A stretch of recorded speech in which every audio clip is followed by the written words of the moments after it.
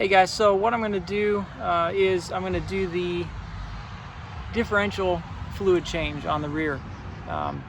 It's got 5.6, 5.7 quarts of oil. I'm going to drain and refill it up until it starts overflowing out of the fill plug, and that'll be good to go. You got to do this every, I think, 30,000 to 50,000 miles.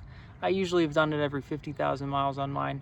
I'll end up doing all of the differentials, the front and the rear, and the transfer case generally at the same time. But I'm going to do the rear now, and then I'll break it up and I'll do the transfer case and the front diff at a later time. All right, so here we go. To do the rear differential, you can see right here is the drain plug, 24 millimeters, and right up here is the fill plug, 24 millimeters. I'm going to open this first, then I'm going to drain this out of here, reinstall this with a new gasket, and fill from here, and it'll be done. We fill all the way up until it starts to come out of this point, and it is done. Super simple.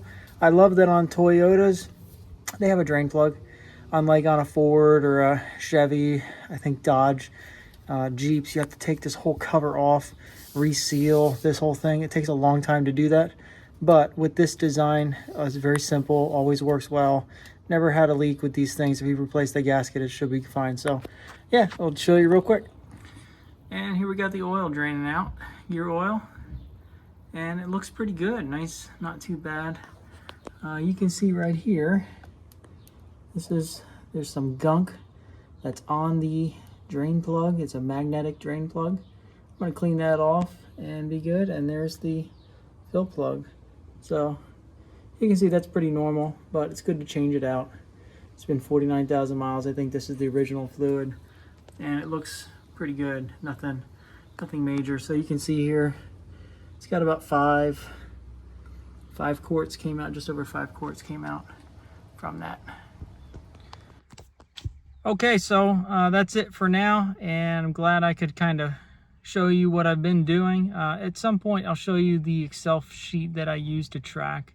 I capture what I did, how much materials I used, how much fluid I used, the mileage, the date I did the work. So I keep track of everything, and it ends up building a nice Excel spreadsheet of everything that I can look back on with records. You could do multiple tabs and throw on the receipts, images of the receipts in that second or third tab.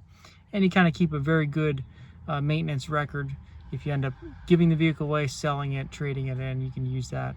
But I just use it because I like to keep track and maintain the records so that I can keep tabs on it and know, set reminders for myself of when I need to do the next maintenance work on the truck. So hope that helps, and until next time, I'll post up another video.